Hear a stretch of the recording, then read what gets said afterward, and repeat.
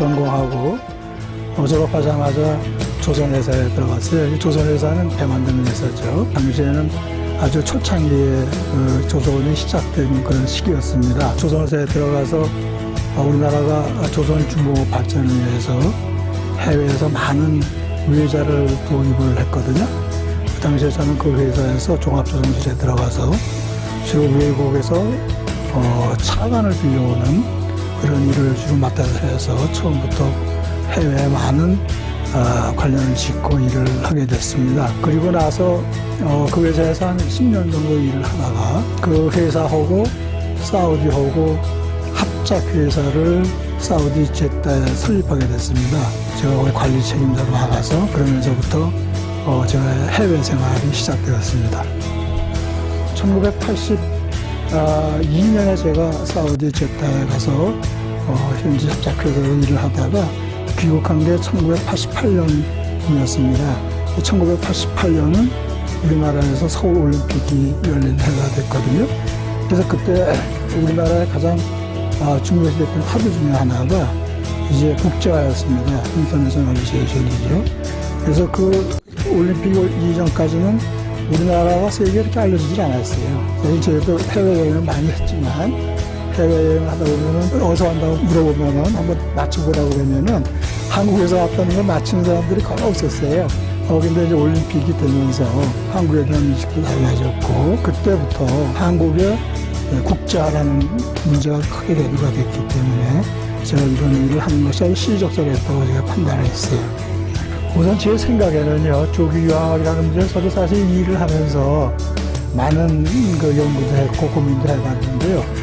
결국 제가 얻은 결론은 조기 유학이라고 하는 것이 교육적인 측면에서는 그게 필요성이 있을 수도 있고 또 어떤 사람은 필요 없다고 생각할 수도 있지만은 제가 관련하고 있는 그 국제화나 세계화라고 하는 측면에서는 조기 유학을 저는 그렇게 권하는 입장은 아닙니다. 왜 그러냐면은 세계화나 국제화라고 하는 것은 결국은 그 자기 국가에 대한 정체성, 자기 자신에 대한 정체성이 전제된 하에 세계화, 국제화가 돼야지 자기 자신도 모르고 자기 국가도 모르고 세계화, 국제화 하는 거는 그거는 국적 없는 국제화라는 게 있을 수가 없거든요.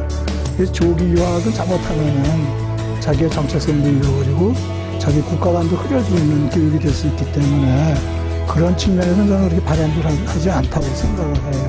그래서 조기 유학은 저는 좀 그런 면에서 그 교육이 조기 유학이 필요하다 어쩌라는 면에서는 뭐 이런 긍정적인 면이 있겠지만 세계화나 국제화라고 하는 측면에서는 저는 좀 그렇게 찬성하는 입장이 아니고요.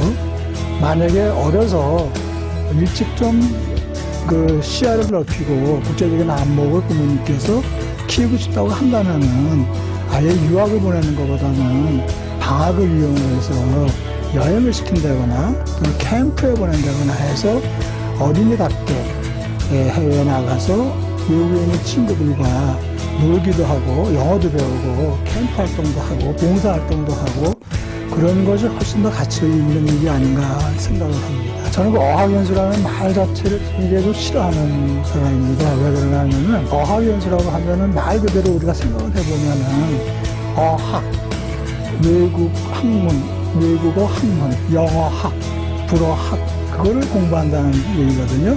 용어 자체가 좀 잘못됐다고 생각을 해요.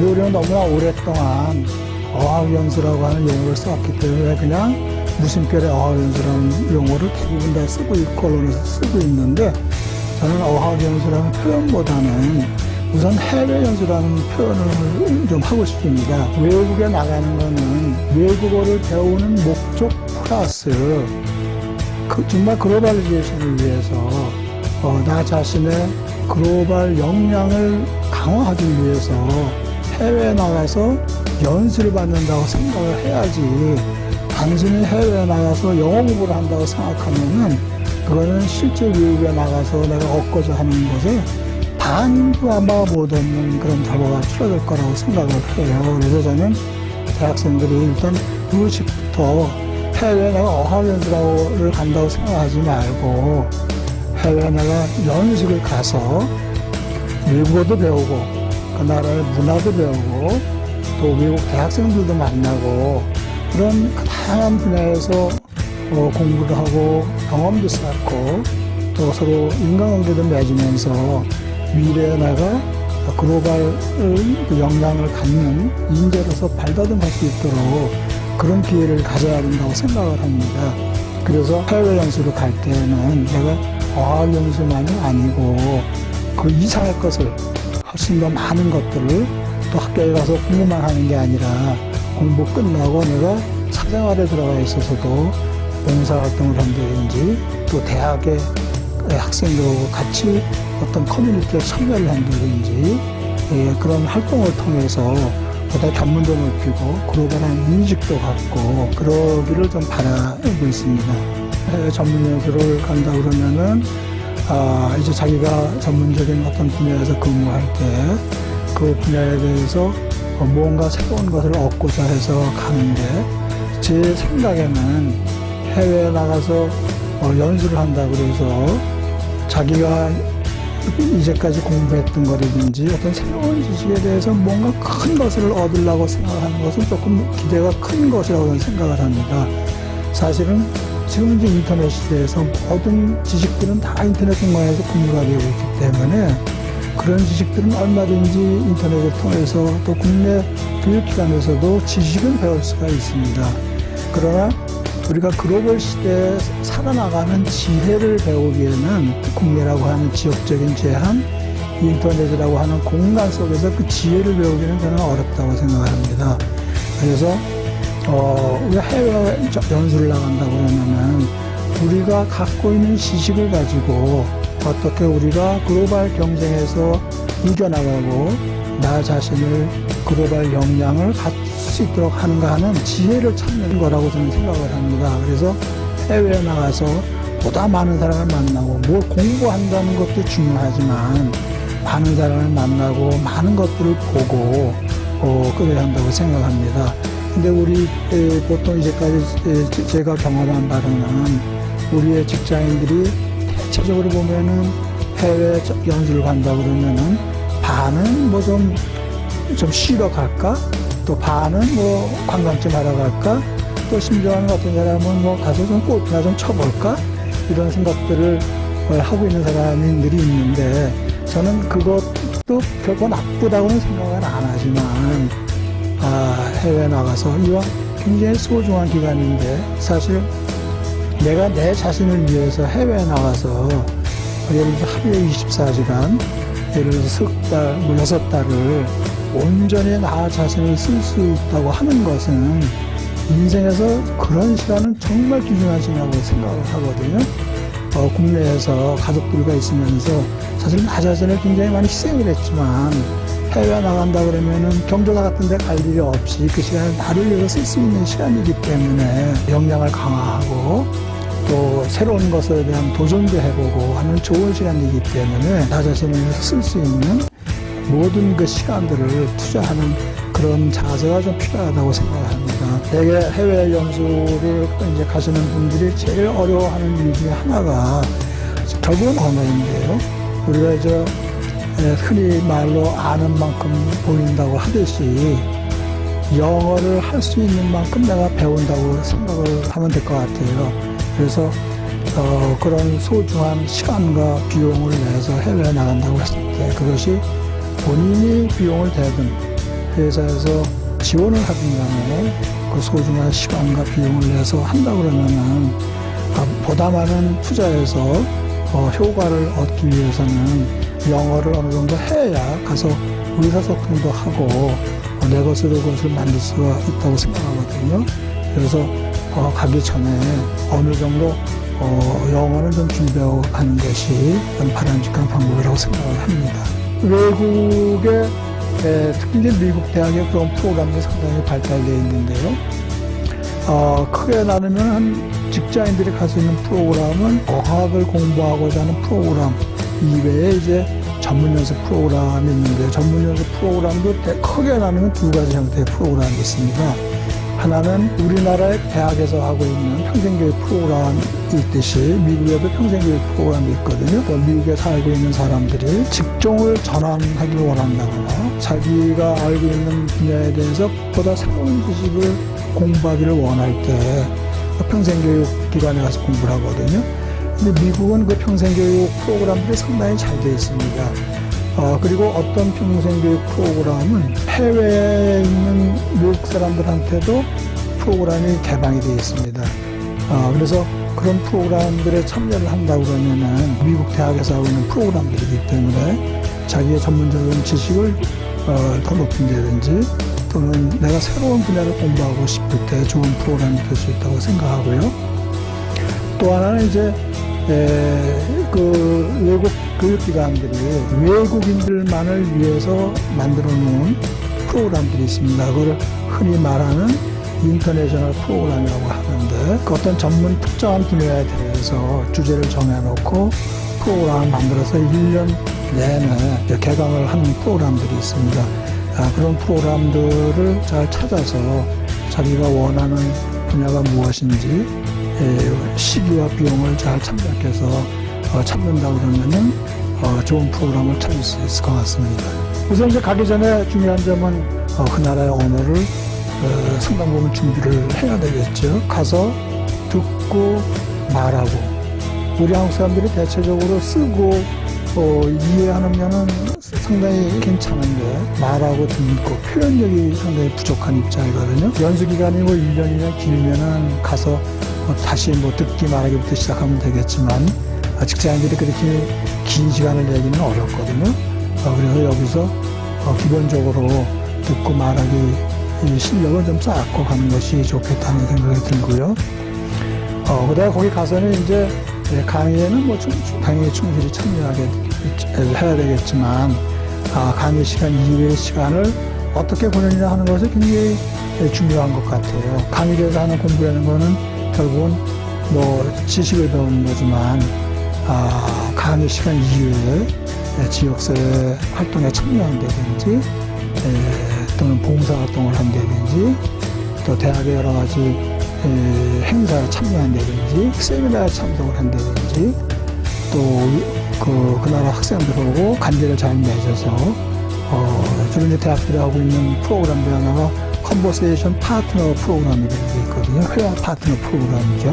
미국 학생은 한국의 문화와 한국 말을 배우려고 그러고 우리는 예를 들어서 미국 같으면은 미국 문화, 미국 역사, 영어를 배우려고 그러고 서로 만나서 한 사람은 영어를 배우고 한 사람은 한국어를 배우면서 서로 친구도 되고 교류도 할 수 있는 그런 프로그램들이 많이 있거든요. 그런 데 적극적으로 참여한다고 그러면은 일석이조의 효과를 얻을 수 있다고 생각을 합니다.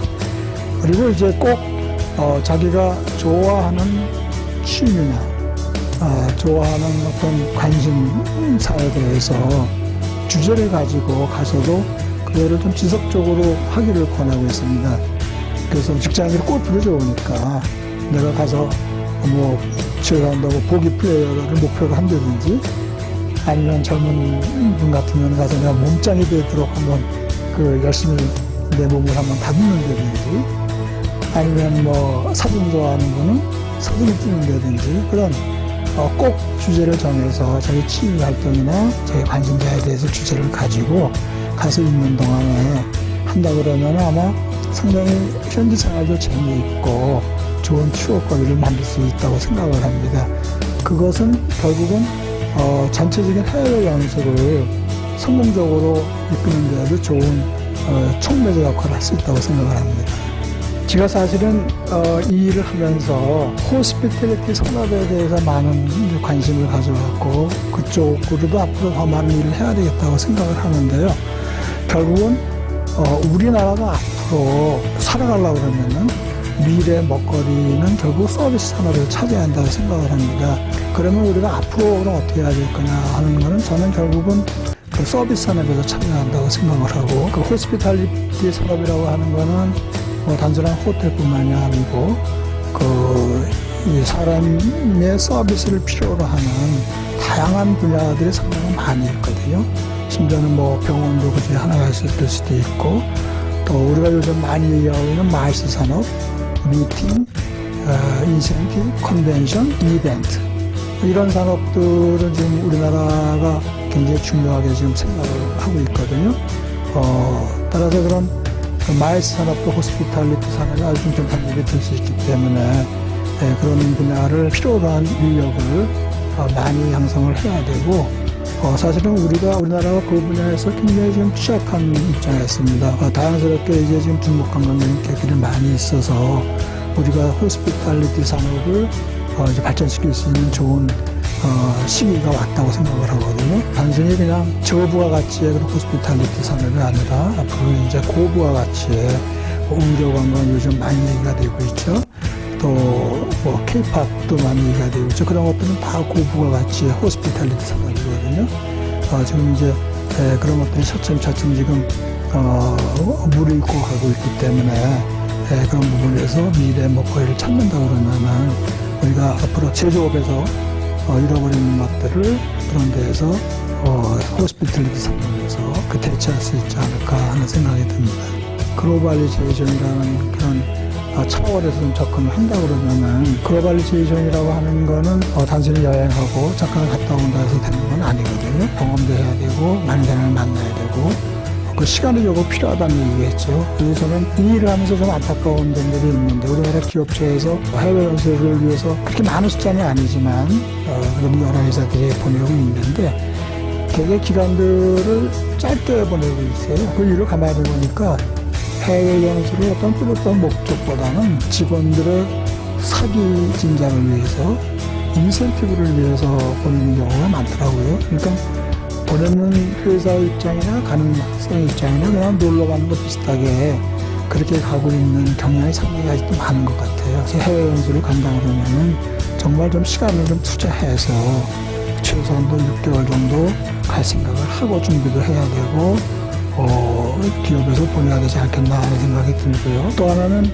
많은 분들이 해외 연수 간다 그러면은 가족 데리고 갈 생각을 많이 하더라고요. 물론 이제 가는 사람 입장에서 자기 갈 때 자기 배우자도 데리고 가서 같이 해외에서 생활도 하고 싶고 아기가 있으면은 데리고 가서 우리 그런 좀 시켜주고 싶고 당연히 하는 것 분명히 마음인데 그런 좋은 마음은 뒤로 미뤘다가 여행 갈 때 같이 하고 해외 연수 갈 때는 가족을 아직도 데리고 가지 않는 것이 좋다고 생각을 합니다. 해외에 나가서 정말 자기 자신만을 위해서 자기 식구나 시간을 투자해 그런 것들은 다 잃어버리고 온전히 자기 자신을 위해서 100% 투자하는 그런 좀 단단한 마음, 확실한 목표 이런 것들이 꼭 필요하다고 생각을 합니다. 그래야지만 효과를 얻을 수 있지.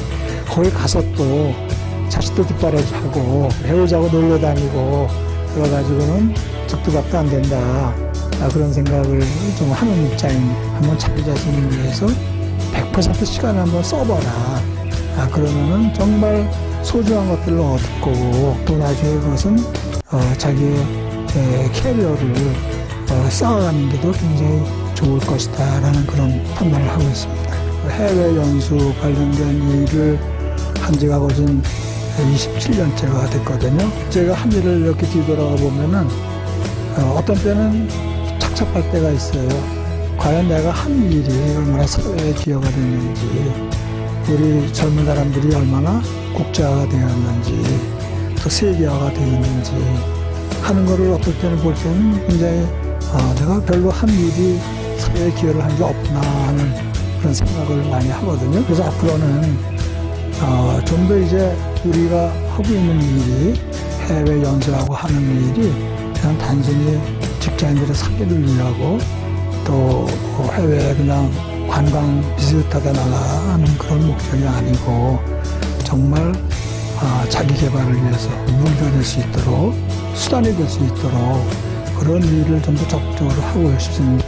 기업체들한테 컨설팅도 좀 더 해주고 좋은 의견도 제시를 해주고 그래서 이제는 해외 연수라는 것이 이제 실질적인 효과가 나올 수 있도록 기업체에 좀 더 자주 접촉을 해서 프로그램을 컨설팅도 해드리고 하고 싶습니다. 제가 최근에 인터넷에서 글을 하나 봤는데 한국인, 일본인, 중국인보다 외국인에게 불친절하다라는 그런 기사를 봤어요. 어떻게 하면 그럼 한국인이 더 친절해질 수 있을까 하는 생각을 하게 됐는데요. 저는 한국 사람이 기본적으로 기본 심성이 불친절하다고 생각을 안 합니다. 한국 사람들이 대체적으로 그 영어 의사소통 능력이 부족하니까 외국 사람들하고 접촉할 때 우선 표정부터 굉장히 붓고 그 다음에 영어가 안 되니까 자꾸 피하고 그러면서 주는 첫 인상이 외국 사람의 입장에서부터는 굉장히 불친절하다는 입장을 주는 것 같습니다. 좀 웃는 모습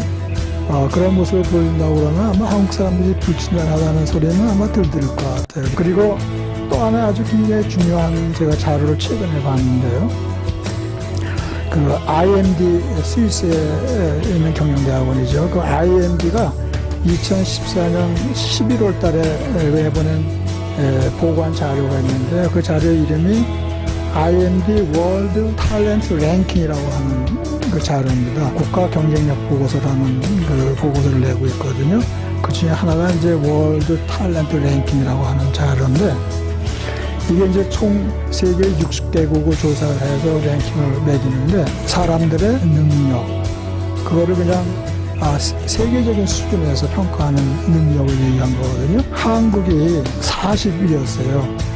총 60개국 중에서 우리 주변 국가를 보면은 말레이시아가 5위, 싱가포르가 16위, 홍콩이 21위, 인도네시아 25위, 타이완 27위, 일본 28위, 타일랜드 34위였어요. 그러니까 한국이 굉장히 그런 면에서 취약을 한 거예요. 그래서 제가 이 리포트를 좀 더 디테일하게 분석을 해봤는데요. 이 평가가 세 가지 부분으로 경쟁력 평가를 하는데 하나는 Investment and Development라는 부분이 있고 그다음에 Appeal이라는 부분이 있고 그다음에 Readiness라고 하는 부분이 있는데 그 Readiness라고 하는 부분 중에서 Language Skill이라고 하는 부분이 있습니다. 랭귀지 스킬은 다행스럽게 우리나라가 30위입니다. 60개국 중에 30위. 뭐가 문제가 되고 있냐면은 매니지먼트 에듀케이션이라고 하는 부분이 있습니다. 평가하는 부분이 한국이 47위예요. 일본이 49위, 중국이 45위. 그래서 한국, 중국, 일본이 전부 이 매니지먼트 에듀케이션이 굉장히 취약한 것으로 되어 있습니다. 그리고 또 하나가 유니버시티 에듀케이션이 53위가 되어 있습니다. 이 얘기는 다시 얘기하면은 성인 교육이 취약하다라고 볼 수가 있는 거죠.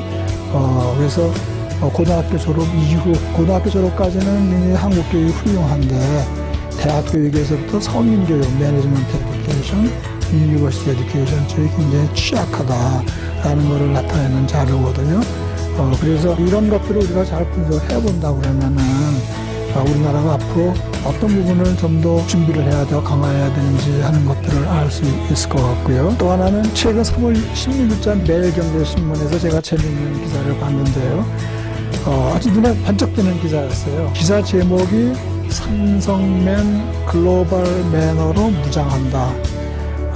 제가 이 기사를 보고선 사실 탄성을 좀 당했습니다.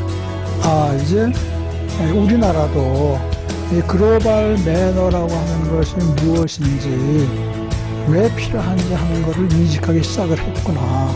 우리나라 대기업인 삼성에서 삼성 직원들조차도 글로벌 매너가 부족하다는 것을 인식을 하고 이 글로벌 매너를 무장을 해야 되겠다고 하는 노력을 하고 있다고 하는 거에서 저는 큰 희망을 발견했고 제가 하고 있는 일들도 결국 그런 면에서 가치가 있다 이런 생각을 하고 있고 저희가 하고 있는 일들을 좀 더 열심히 해서 이런 데 기여를 하고 많은 회사들이 삼성과 같이 우리나라 국가나 또는 우리나라 인적 자원들이 글로벌리제이션 되어가는 데 있어서 앞장서서 좀 해주기를 간곡히 아주 기대하고 있습니다.